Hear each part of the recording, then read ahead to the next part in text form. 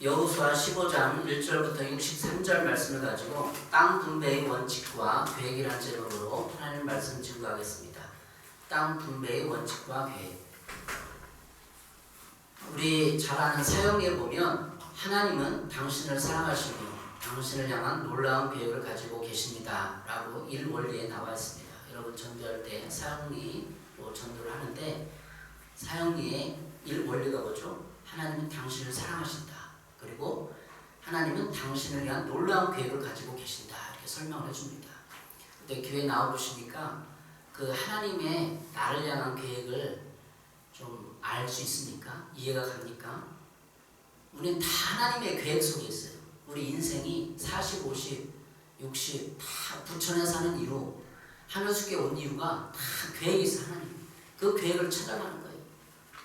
요한복음 10장 10절에 이렇게 말하고 있습니다. 도둑이 오는 것은 도둑질하고 죽이고 멸망시키는 것뿐이요 내가 온 것은 양으로 생명을 얻게 하고 더 풍성히 얻게 하려는 것이다. 내가 온 것, 예수님이 이 땅에 온 것은 우리 사람들에게, 예수를 믿는 사람들에게 생명을 얻게 하고 영원한 생명을 얻게 하고 또 날마다의 삶 속에서 생명력으로 살아가게 하고 더 풍성히 얻게 하려는 거예요. 그러니까 여러분 인생이 풍성해지나요? 예수님이 온 목적은 그래요. 근데 도둑이 오는 것은 도둑질하고 죽이고, 이 도둑이 누굴까요? 우리 중 대부분은 도둑이 누군지도 몰라요. 도둑은 마귀입니다. 마귀는 우리가 죄를 지으면 합법적으로 우리 것을 도둑질해 갑니다. 시간을 빼앗아가죠. 돈을 빼앗아가죠. 우리 에너지를 뺏어가고 인생을 빙빙 돌게 만드는 게 마귀예요. 그래서 우리는 하나님의 앞에 거룩해져야 합니다. 그 거룩은 하나님을 예비하며 말씀을 묵상하고 그것에 순종할 때 생기는 겁니다. 우리가 거룩하면 하나님의 계획을 알 수 있고 깨끗해져서 하나님의 모든 통치에 순종하게 돼 있어요. 하나님과 교제했을 때 우리는 인생의 기준을 갖게 되는 것입니다. 하나님의 주인이 아니면 우리는 내가 내 인생의 주인이 되어서 내가 판단하고 내가 계획하고 내 힘대로 살아가게 되어 있습니다. 가나안 정복 전쟁, 오늘 여호수아 15장인데 11장부터 15장까지 쭉 오래 강해를 하고 있지 않습니까? 가나안 정복 전쟁과 땅 분배에 있어서 하나님은 자기 멋대로 상황에 맞게, 상황에 따라서 이거 너희 가져, 너네 가져, 네가 가서 싸우라, 그런 게 아니에요. 원칙이 있어. 원칙과 계획을 가지고 하나님은 일하시는 분입니다. 성경을 다 찾아봐도 하나님은 구속사의 원칙이 있고 사람을 다루는 원칙이 있고 국가를 세우는 원칙이 있고 다 원칙대로 움직이고 있어요. 모를 뿐이죠. 우리는 하나님이 우리 개인 각자 한 사람 한 사람을 다루실 때도 우리를 향한 원칙과 계획에 따라 일하십니다. 서두에서 질문했지만 여러분이 왜 부천에 살고 계세요? 왜 하늘숲에 계세요? 다 원칙이 있어요. 하나님이 계획에 여기 다 들어있는 거예요. 하늘숲에는 여러분의 인생의 계획이 다 들어가 있는 거죠. 민수기 1장 26장에는 이스라엘 백성이 가나안 땅에 들어가기 위해서 인구조사를 해요. 근데 민수기 26장은 민수기 1장에 생겼던 인구조사를 똑같이 행하고 있습니다. 근데 첫 번째 인구조사는 전쟁에 나갈 수 있는 사람의 수를 파악하기 위해서 인구조사를 했어요. 근데 민수기 26장의 두 번째 인구조사는 그 목적도 있었지만 전쟁에 나갈 사람을 수를 세는, 남자의 수를 세는 것도 있지만 각 지파가 땅 분배를 받을 영토의 규모를 결정하는데 그 인구조사의 목적이 있었어요. 하나님은 그냥 가나안 땅을 전쟁을 수행해서 누구한테 나눠줄 때 어떻게 줬을까? 그냥 기분 내키는 대로 너 이거 가져, 너 이거 가져. 종만아 너 부천으로 가. 뭐 어느 선교사는 인도로 가라. 어느 선교사는 그럴까요? 다 하나님의 계획 속에 있다는 거예요. 땅 분배 원칙이 있어요. 민수기 26장에 나와 있습니다. 민수기 26장 52절부터 56절을 보면 땅을 어떻게 분배해야 될지 다 하나님의 원칙을 세워놨어요. 첫 번째는 사람의 수에 따라서 땅을 분배하라는 것입니다. 민수기 26장 52절에 이들과 같이 등록된 이스라엘 자손은 모두 60만 7,130명이었다. 주께서 모세에게 말씀하셨다. 땅은 사람 수에 따라서 그들의 유산으로 나누어 주어야 한다. 사람이 많으면 유산을 많이 줘야 하고 사람이 적으면 유산을 적게 줘야 한다. 그러니까 사람이 많으면 유다 지파 지금 여호수아 15장에 나오는데 유다 지파가 인구가 가장 많았어요. 70만이 넘어요. 아니 7만이 넘어요. 7만. 다른 지파는 6만, 5만. 그러니까 7만인 유다 지파가 가장 넓은 땅을 차지하는 게 당연한 거죠. 그 원칙이 있는 거죠. 두 번째는 민수기 26장 55절 57절은 제비 뽑아서 나누는 거죠. 55절 유산으로 받은 땅은 오직 제비를 뽑아 나누어야 하고 그들은 그것을 조상 때부터 내려오는 지파의 이름으로 물려받아야 한다. 각 유산은 제비를 뽑아 나누어야 한다. 사람의 수가 많은 지파들은 큰 땅을, 사람 수가 적은 지파들은 적은 땅을 놓고 추첨해야 한다. 추첨이 한국말로 세번역이니까 추첨이지 제비 뽑는 거는 우리 어디가 추첨이라는 단어가 금방 다 마음에 다가오잖아요. 추첨해서 가져가는 거예요. 이 추첨 제비 뽑기는 뭐냐면 하나님이 땅 분배의 주권자이시다라는 것을 나타내는 거예요. 여러분 인생 들어보세요. 어디 살다가 시골에 어디 살다가 부천에 뭐 이게 다 하나님의 제비 뽑기, 하나님의 주권자임을 인정하는 행위예요. 나는 저기 뭐 서울로 이사 가고 싶다. 그럼 이사 갈 수 있어요. 근데 하나님의 사명을 이루기 위해서는 그 서울에서도 똑같은 상황, 똑같은 사람들이 여러분 주위를 맴돌고 그게 하나님의 주권을 얘기하는 거죠. 유다 지파의 수는 민수기 26장 22절에 76,500명이었어요. 가장 많았어요. 그러니까 땅을 가장 넓게 받아야 되니까. 하나님의 공의와 정의로움에 맞습니까? 야곱의 네 번째 아들인 유다는 장자가 아니었는데 유다가 땅 집파를 할 때 가장 여호수아 15장에 첫 번째로 땅 분배를 받는 거예요. 첫째가 누구죠? 야곱의 첫째 아들 르우벤. 그리고 둘째, 셋째를 제외하고 유다가 먼저 땅 분배 주역이 되었어요. 여러분 왜 르우벤이 제외됐을까? 큰아들 장자인데 왜 제외됐을까요? 르우벤이 성모 비라와 통관했어요. 범죄했어요. 그래서 하나님은 장자에서 제외, 둘째, 셋째, 레위, 시므온, 야곱의 딸 디나 강간당했을 때 칼을 들고 와서 그 사람들 다 살인해버렸어요. 지역에 있는 사람 다 죽였어요. 그래서 둘째, 셋째 제외. 그러면 셋째까지 나와서 넷째가 유다예요. 야곱의 아들 넷째가 영적인 장자가 되고 이스라엘 실질적인 장자 역할을 하게 된 거죠. 영적 장자가 됐다. 우리가 땅 분배를 할 때 유다 지파 가장 먼저 했다. 이것이 어떻게 그냥 됐을까? 왜 그랬을까? 영적 장자가 됐을까? 요셉이 문제가 있습니다. 요셉이 형들의 그 시기 질투를 받아서 땅 구덩이에 갇혔잖아요. 그때 중재한 사람이 누구일까? 유다입니다. 야 죽이지 마! 죽이지 마! 안 돼! 내 동생인데 왜 죽여? 니네 안 된다! 큰일 나! 죽이지 마! 그러지 말고 자 이거 사람들 팔자. 살인해서 형들이 살인해서 구해준 사람이 유다예요. 중재했고 관용을 베풀었어요. 다시 말하면 예수 그리스도를 통한 십자가를 지는 사람이에요. 유다는. 그래서 12아들 중에 영적 장자로 하나님이 선택한 거예요.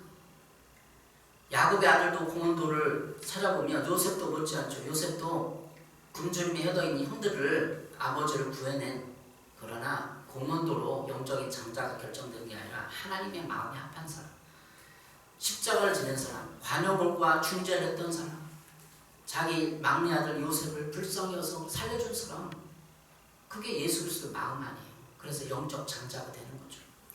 여호수아 14장 15장은 유다 지파가 먼저 분배를 받고 있습니다. 왜 땅 분배할 때 첫째로 유다를 먼저 하나님이 하라고 했을까? 분배를 해줬을까? 저자는 걸 기록하고 있을까? 유다 지파가 먼저 분배를 받은 이유는 거기 있어요. 우리가 인생을 살아가요. 하나님 말씀대로 살아가요. 살인해줘? 누구 미워하죠? 인간관계 꼬이죠? 다 제외, 영적 장자에서 제외되는 거예요. 우리는 이 하늘숲교회 장자들이 유다가 영적으로 장자가 되어서 땅 분배의 주역이 되고 핵심 역할을 하게 되는 것입니다.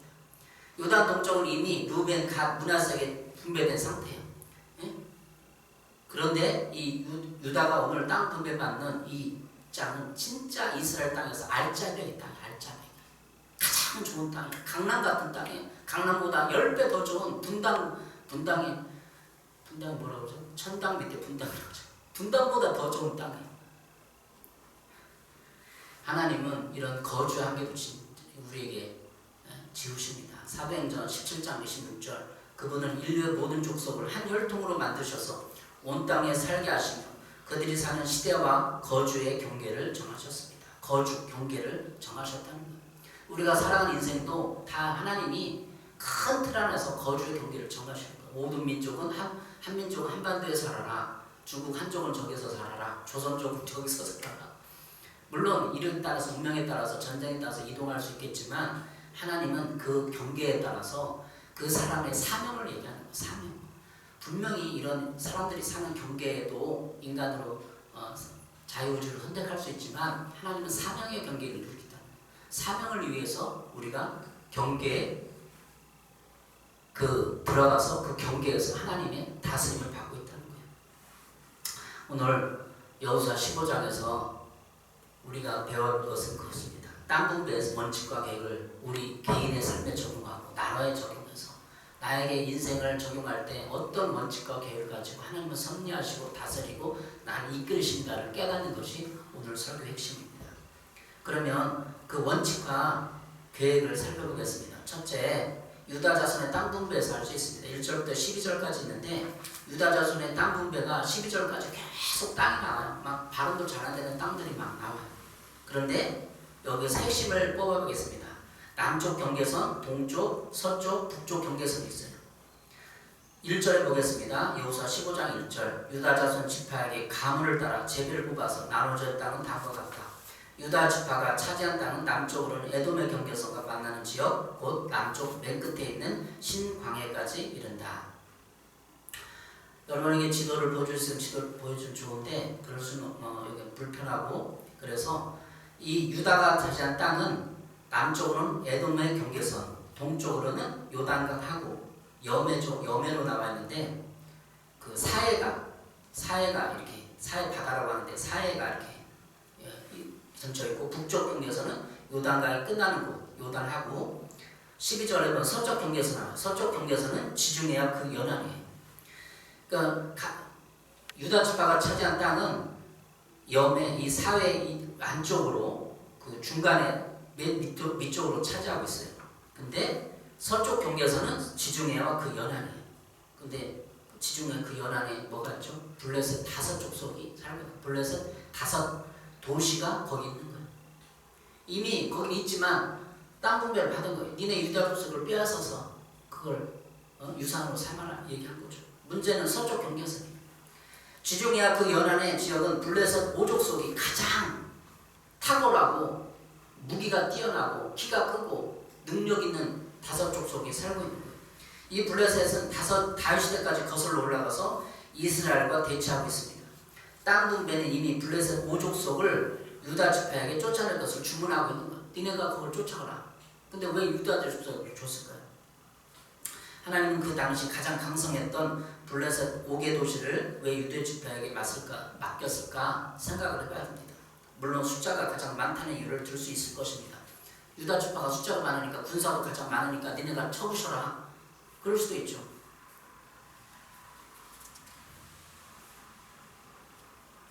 그러나 이유는 다른 데 있습니다. 다른 데.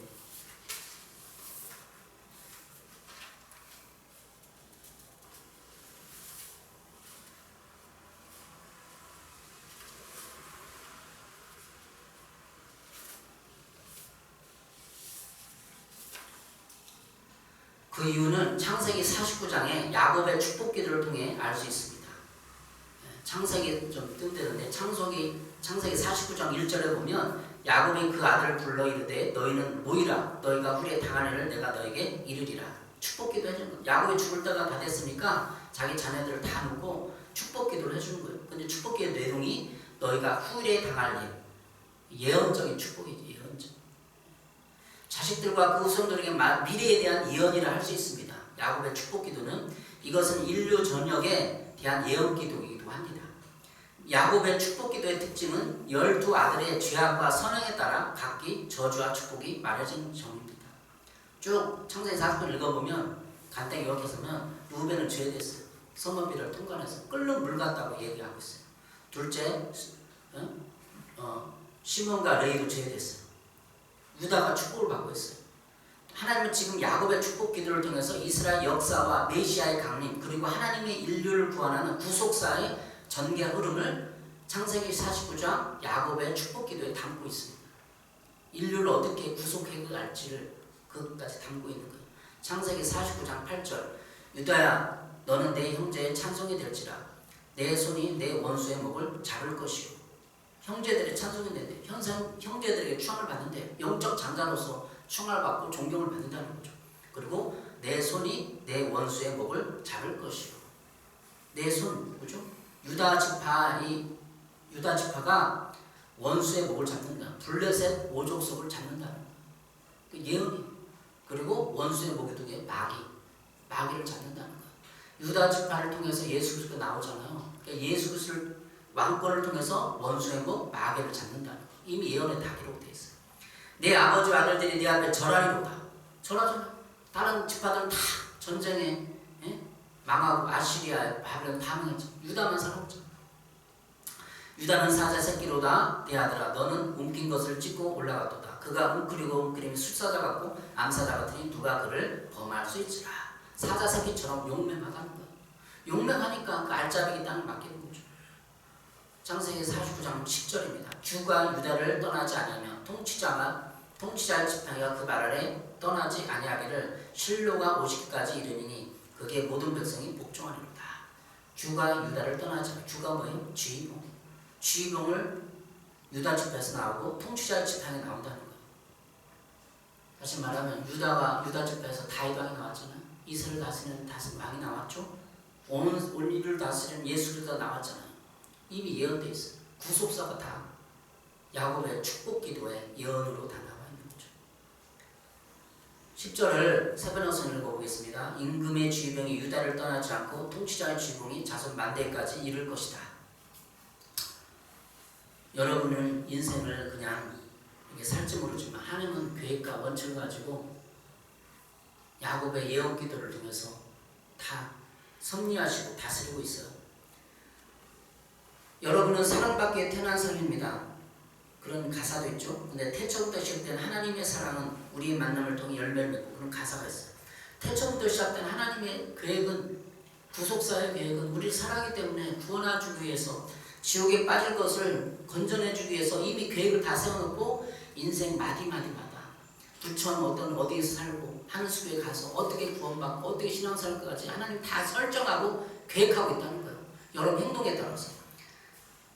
근데 죄를 범하면 루벤처럼 시몬처럼 다 장자에서 영적인 축복이 죄되고 네 번째 아들 유다가 영적인 장자로서 모든 것을 관할하는 위임된 지휘봉을 갖게 된다는 거죠. 임금의 지휘봉. 예수를 통해서 출생이 부활 승천사역이 다 결정됐잖아요.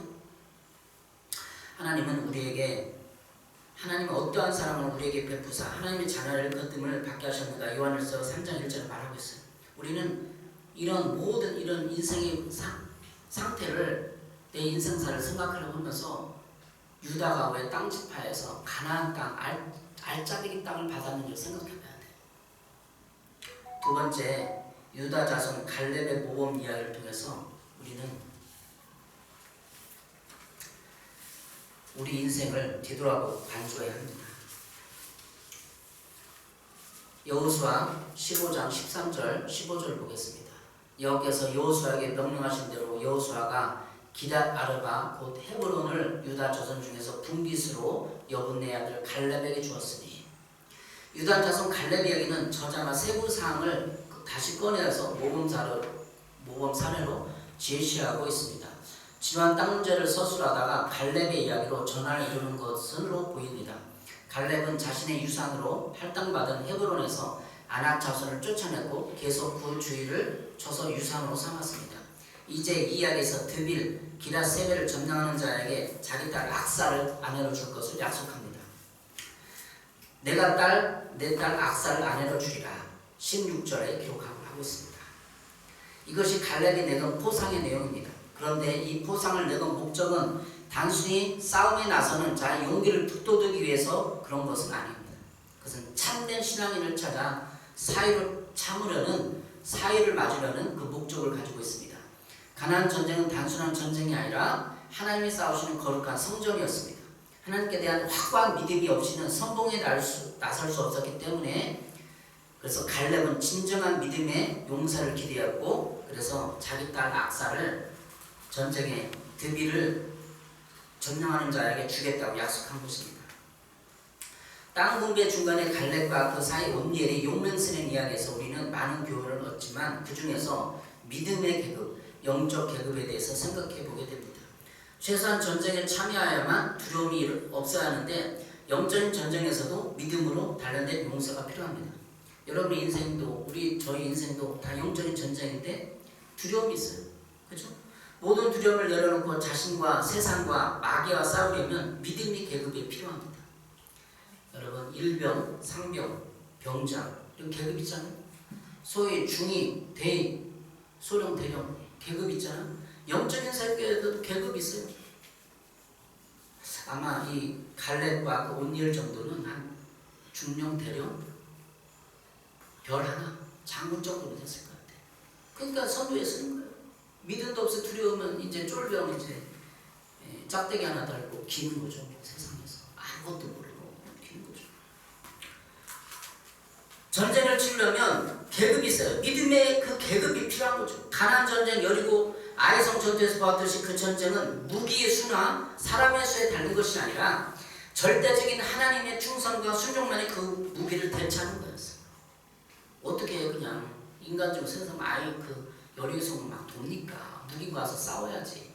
그게 상식 밖의 일을 하고 있는 거예요. 우리 그리스도인은 어떻게 보면 세상에서 빙빙 돌고 있는 거죠. 그래서 그냥 예수님 믿고 무너져라 그냥 무너지는 거.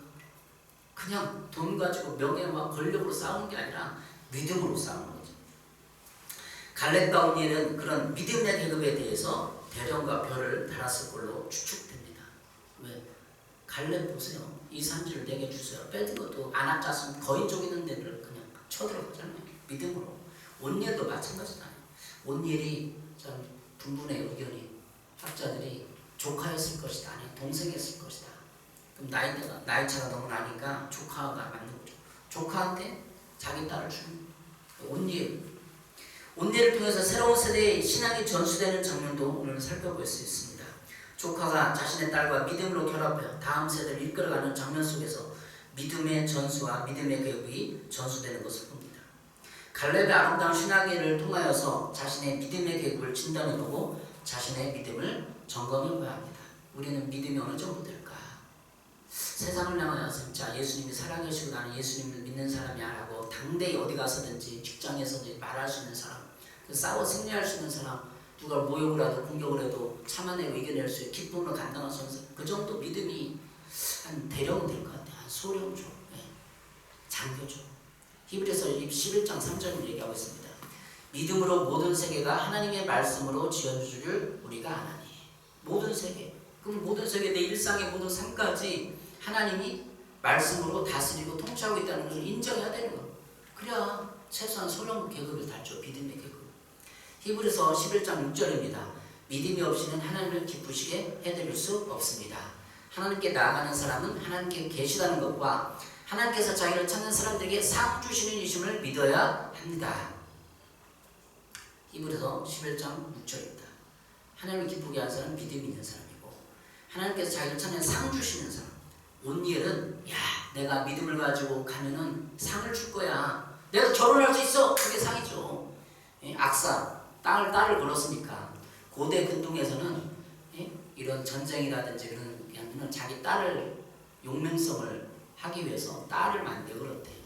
그래서 다윗도 왜 어떻게 결혼했어요? 사울 왕이 그 골리앗을 쳐부시고 결혼했잖아요. 고대 근동에서는 자기 딸을 많이 용맹의 어떤 이 사회를 삼을 때 그렇게 했다는 거죠. 하나님은 온니엘이 분명히 그랬을 거예요. 내가 분명히 이긴다. 내가 가서 그걸 증명할 수 있다. 하나님 나에게 그걸 맡기셨다. 그 딸 악사, 믿음의 딸을 내가 얻기 원한다. 요즘에도 우리 그리스도 결혼할 때 믿음의 사람들을 위해서 기도하잖아요. 믿음의 어떤 가문, 믿음의 사람을 찾기 위해서 기도하잖아요. 보상이죠. 상 주시는 분임을 믿어야 합니다. 하나님 우리에게 인생을 살 때 그냥 대충 살고 막 그런 게 아니라 기대를 하는 거. 하나님 내가 살았으니까 하나님이 나를 보상해 줄 거야. 천국이란 보상도 있잖아요. 어떻게 보면 보상이에요.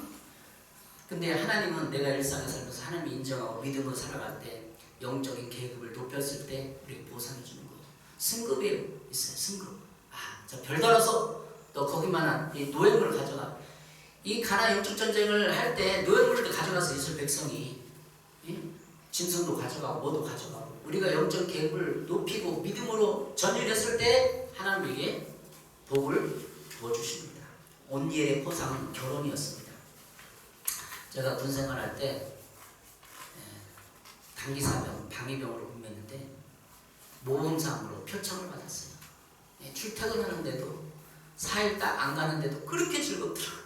막 입이 헬 벌어져가지고 대대장님의 눈에 우리 중대장님 눈에 떼갖고 모범상으로 표창을 받았어요. 거기 이치가 딱 되니까 상병도 달고 좀 잘하니까 리더십 있고 좀 하니까 뽑힌 거죠. 어쨌든 너무나 좋은 거죠. 모범사명, 표창. 하나님 우리가 인생을 살아갈 때, 야, 쟤 잘했는데 표창 한번 해야겠다. 휴가 줘요. 잘한 사람 떠나라 하면 휴가도 있듯이 하나님도 똑같아요. 한번 인생을 한번 뒤돌아보세요. 여러분에게 휴가 주는 거 있을 거예요. 히브리서 11장 26절입니다. 그리스도를 위하여 받은 수모를 애굽의 모든 부하보다 더 큰 재물로 이었으니 이는 상 주심을 바라봅니다. 모세에게 대한 히브리서의 기자의 설명입니다. 애굽의 수치부, 애굽의 모든 부하보다 더 그걸 중하게 여어서 큰 재물로 여어서 상 주심을 바라봅니다.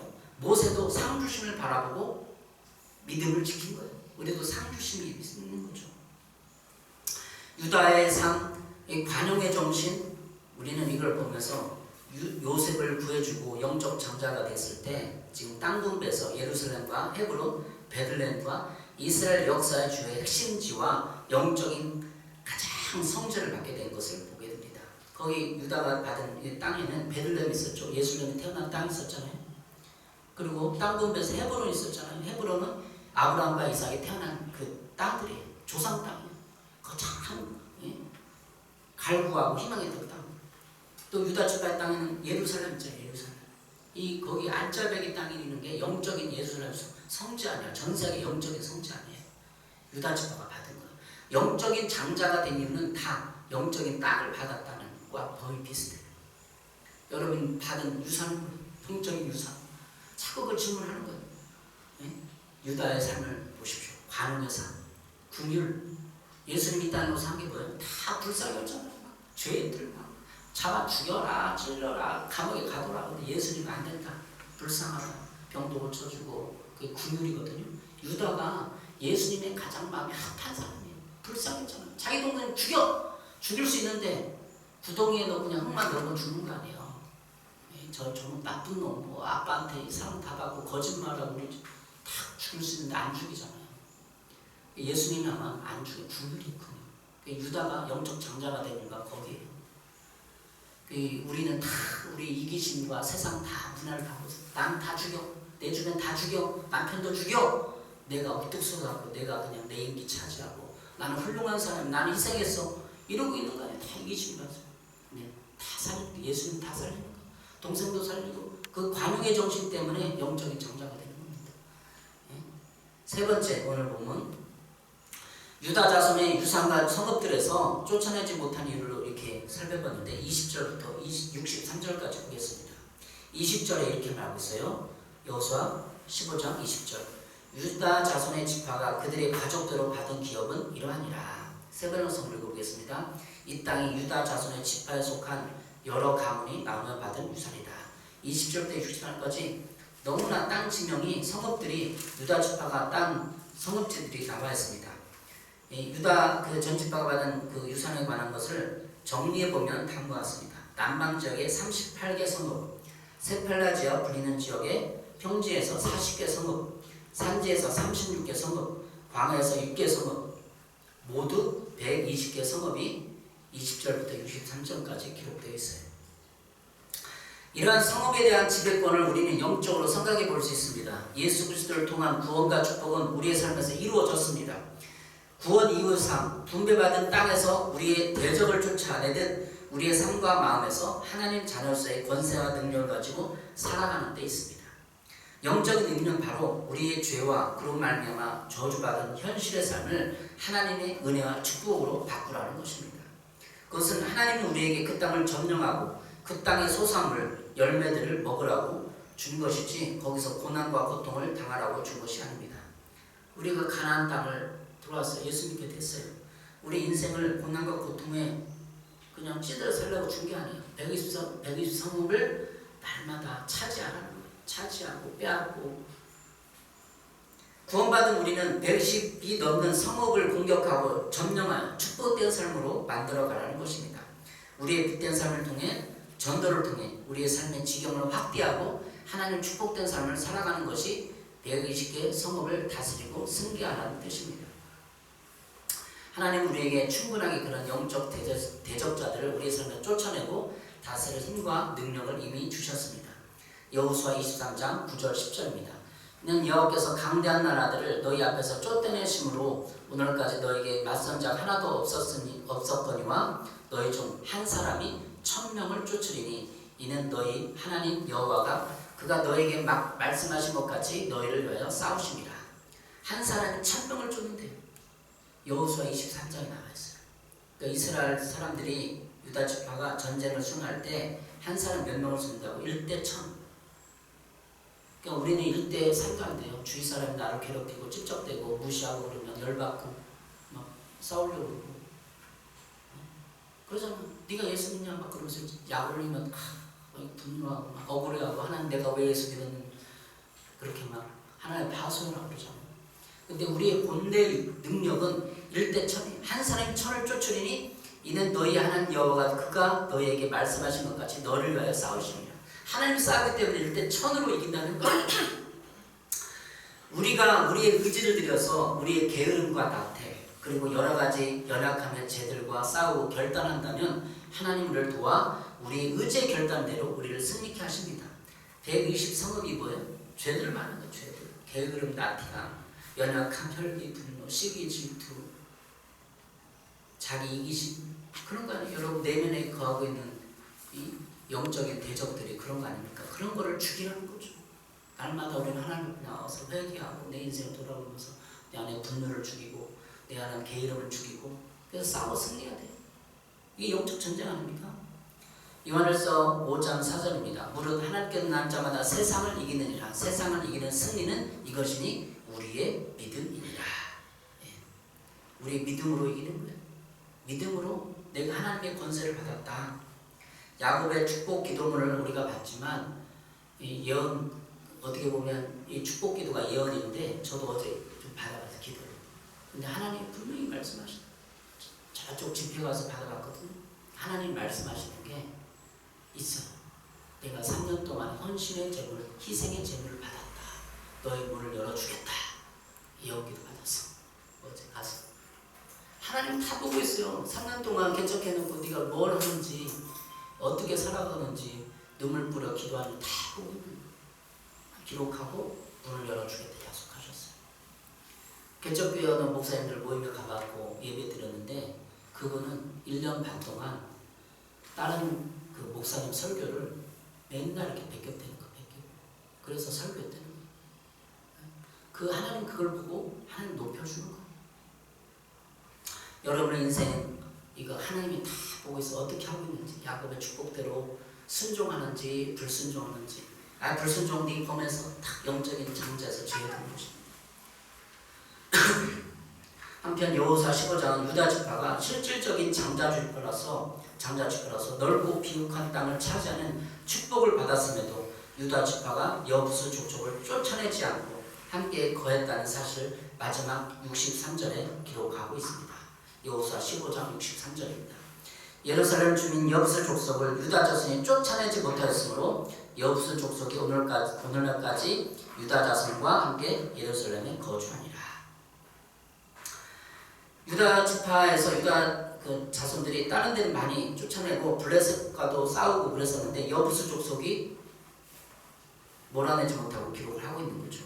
이러한 사실은 상징적으로 우리가 일상생활 가운데 죄의 요소를 완전히 제거하지 않으면 그것은 결국 우리를 찌르는 가시가 될 수밖에 없음을 교훈해 주고 있습니다.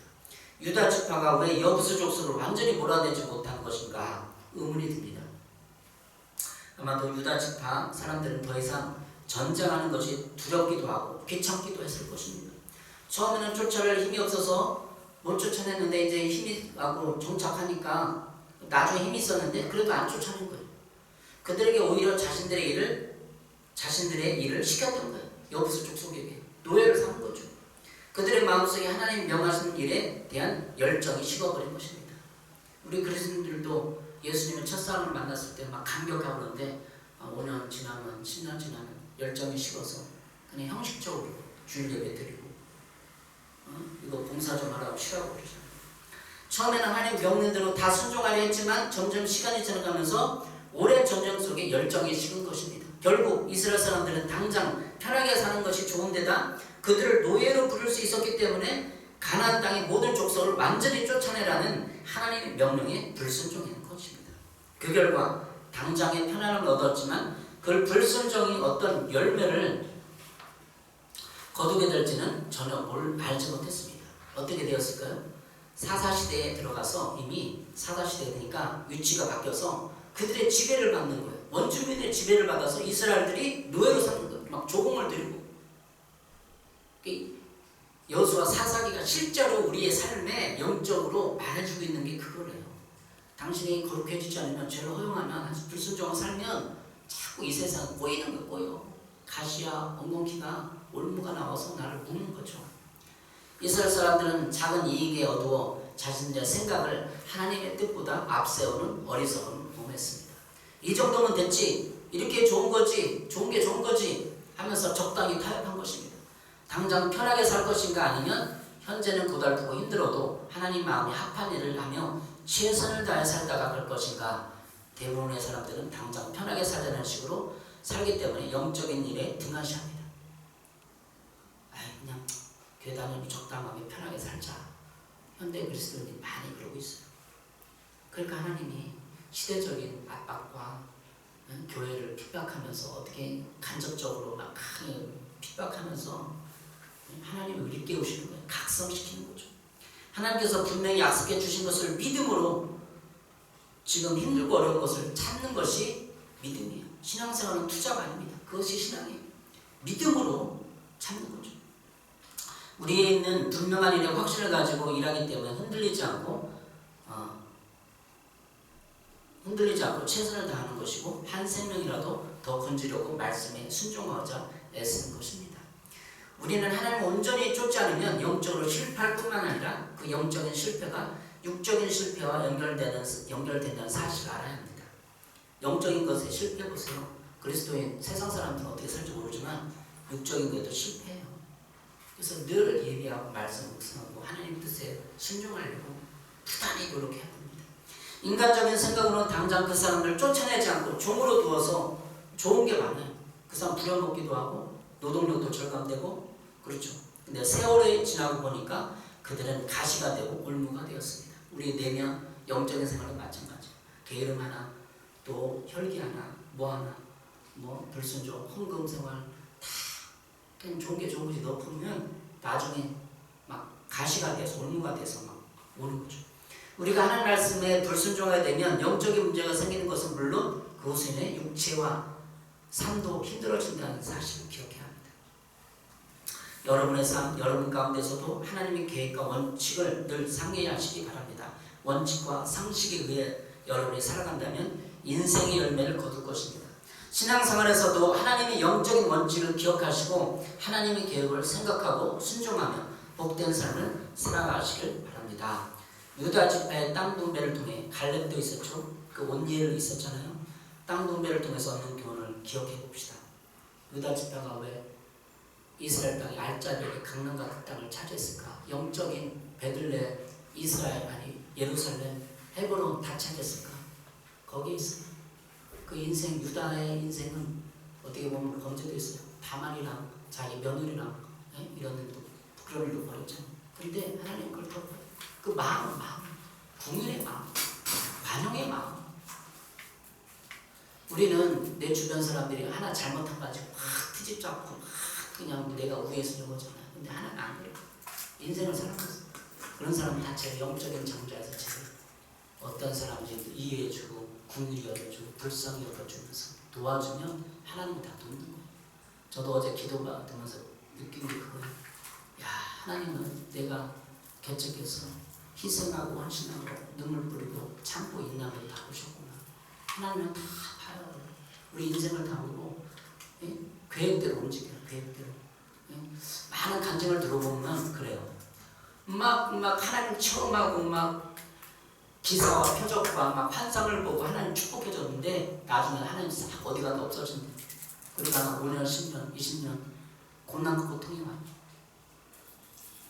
간증 들어보면 다 그래요. 간증 들어보면 다 그렇더라고.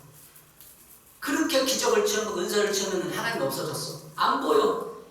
막 망했어. 부둥었어. 그때 하나님 보는 거야. 너 어떻게 하냐.